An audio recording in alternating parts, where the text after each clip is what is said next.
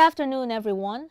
Welcome to Tribune News on Cue, your go-to afternoon news source, only here at Daily Tribune. We're live on Daily Tribune's Facebook page, Tribune Now on YouTube, and at Daily Tribune Official on TikTok. I'm Abegail Esquierda, bringing you today's top stories. For headlines, the Supreme Court clarified there is still no shortlist for the next ombudsman, according to spokesperson attorney Camille Ting.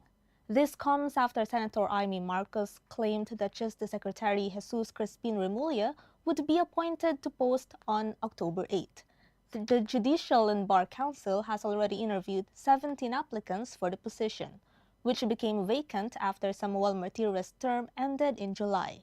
The ombudsman served a 7-year term without reappointment.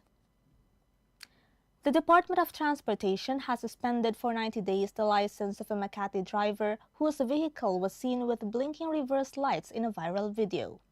The Land Transportation Office placed the vehicle under alarm status and summoned the owner and driver to appear on October 10 for an explanation and inspection.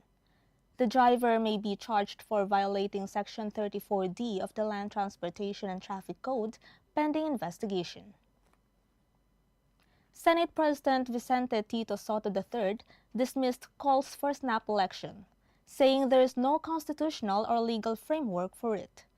This came after Senator Alan Peter Cayetano urged for snap polls to restore public trust amid ongoing anti-corruption protests tied to alleged flood control anomalies. Soto also brushed off rumors of a leadership coup, expressing confidence in the Senate's majority support despite talks of senators switching alliances. President Ferdinand Bongbong Marcos Jr. emphasized that the national budget serves as a country's moral and economic compass, guiding every project and policy toward improving Filipino lives. Speaking at the Philippine Development Forum 2025, Marcos vowed no public funds will be wasted, urging agencies to ensure education remains a top priority.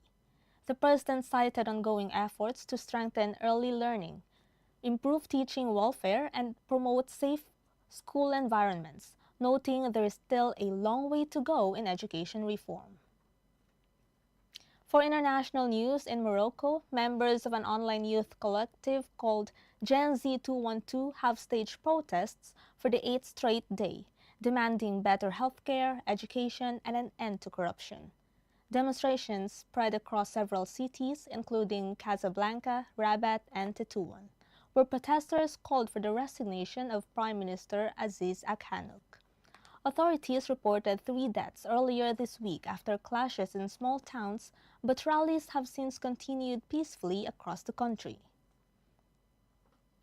For business news, motorists will face higher pump prices this week as oil firms announced another round of hikes, the 7th straight week of increases for diesel and kerosene. Starting Tuesday, October 7, gasoline will go up to 20 centavos per liter, diesel by 80 centavos, and kerosene by 20 centavos. The Department of Energy cited U.S. sanctions of Iran and rising OPEC output as key factors behind the mixed-priced movements. So far this year, fuel prices have posted net increases of 14 pesos and 70 centavos for gasoline and 17 pesos and 5 centavos for diesel. For kerosene, it's 5 pesos and 45 centavos. For PSEI, the Philippine Stock Exchange Index slipped 60.91 points, or 1%, to close at 6,047.95, while the All Shares Index fell 50.50%. Most sectors declined, led by holding firms and industrials, while mining and oil gained 2.92%. Among active stocks, BDO rose 2.10%, House climbed 4.20%, and Nicolasia gained 3.33%. Meanwhile, Ayala Corp and SM Investments both posted losses. For sports, world number 1 Aryna Sabalenka says she is ready to go as she returns to action at the Wuhan Open, her first tournament since winning the US Open last month. The Belarusian star holds a perfect 17-0 record in Wuhan and aims for her 4th straight title A win that could strengthen her hold on the top spot against Iga Swiatek.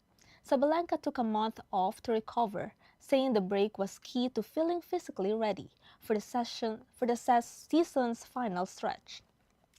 And for entertainment news, before returning to showbiz, actor Josh Ford experienced a life far from the spotlight. In the chapters by Sparkle, he shared how after his father's passing, his family moved to the UK, where he worked as a care worker and in a Filipino restaurant to help his mother. Josh said those jobs taught him humility and perseverance.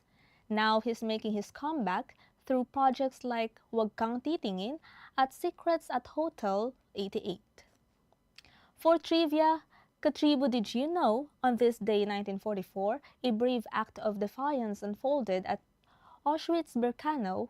Prisoners forced to work in crematorium staged a revolt against Nazi guards, destroying a crematorium before being overpowered. Though many perished, their courage became a powerful symbol of resistance and unimaginable horror.